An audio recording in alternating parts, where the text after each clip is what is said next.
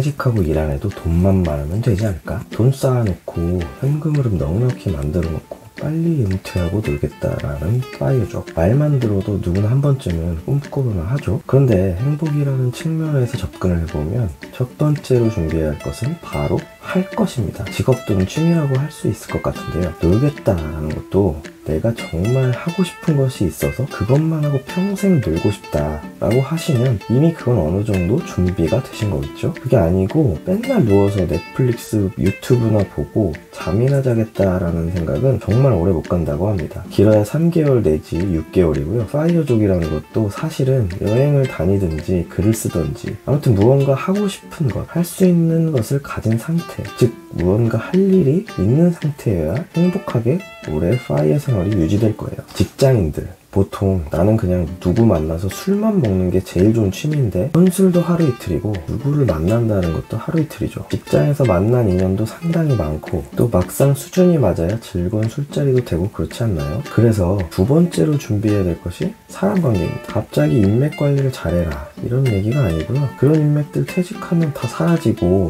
마음 맞는 친구 한 명만 만나도 성공한 인생이라고 할 정도로 누구 하나 곁에 두는 게 쉽지 않은 건 다 아실 겁니다. 또 건강적인 측면으로도 혼자서만 살아가는 사람이 누군가와 관계 맺고 사는 사람보다 심리적, 육체적으로 2배 이상 건강하지 않다는 연구 결과가 있다고 하는데요. 이건 처음에 말한 누워서 혼자 하루 종일 TV만 보는 분 같은 케이스를 말하는 것이고요. 무언가 할 일이나 취미를 찾다 보면 자연스럽게 가벼운 만남이 생기거나 또는 배우자와의 관계를 돈독히 해놓으면 베스트 프렌드가 결국 배우자 아닐까요? 그게 아니더라도 나는 정말 혼자서 잘 산다, 혼자 있는 게 더 마음 편하고 혼자 있는 법을 이미 다 익혔다 라는 분들을 보면 어느 정도 관계 준비가 되신 걸 거예요. 요즘은 혼자 할 것도 정말 많고 굳이 누군가와의 관계를 꼭 하지 않아도 잘 지내는 분들도 당연히 많습니다. 그러니까 퇴직하고 사라지는 관계, 갑작스럽게 혼자 남는 상황을 당연하다고 받아들이는 준비를 하면 될 것 같습니다. 세 번째는 돈입니다. 어떻게 보면 제일 중요할 수도 있죠.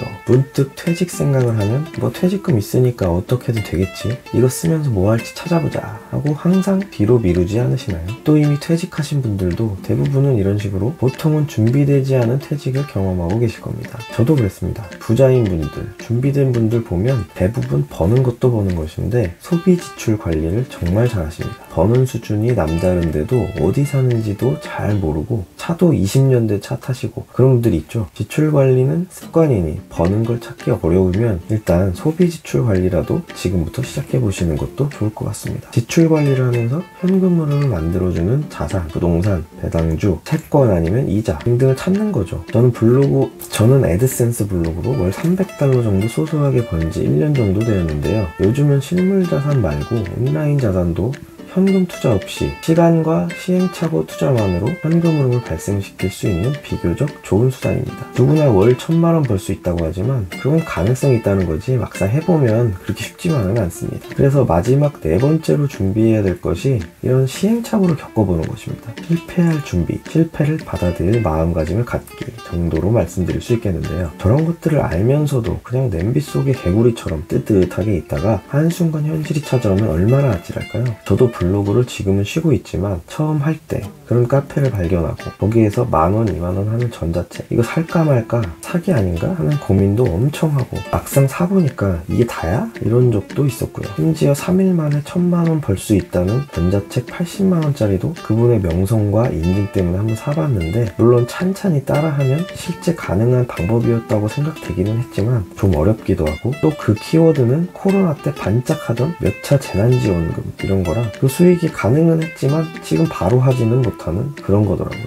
그리고 막상 한창 의욕이 있어서 글을 매일 쓸 때는 정작 수익도 처음에는 0.01달러밖에 안 나오니 맨땅에 헤딩하듯이 초기에 포기하기가 정말 쉬운 구조입니다. 글을 많이 써놓으니까 좀 나중에 돼서야 노출이 되면서 꾸준히 수익이 나오고 있는데요. 막상 다시 또 쓰려니까 손이 안 가긴 하더라고요. 지금 하고 있는 유튜브도 마찬가지입니다. 누구는 정말 재미있게 하고 돈도 벌린다고 하지만 막상 내가 만들어 보면 저희 녹음된 목소리에 정말 많이 놀랐고요. 영상 퀄리티도 마음에 안 들고 조회수도 1, 2 나오고 하면 아, 이것도 재능의 영역 될 놈 되리구나, 그런 생각에 정말 금방 포기하기 쉽죠. 근데 직장 처음 들어갔을 때 생각해보면 아침에 일어나기 싫고 월요일 오는 거 정말 싫고 뭐 한 장 만드는데 일주일 걸리고 하다가 나중에는 조금씩 나아지잖아요. 그런 느낌입니다. 무슨 시도를 하던 마찬가지일 거예요. 지금 아무것도 안 하면 그런 불편한 것들은 안 느끼고 편하게 지내겠죠. 처음 공부하고 수능 보고 면접 보고 입사하고 그런 허들을 넘어갈 때 마주하는 불편함과 설레임들,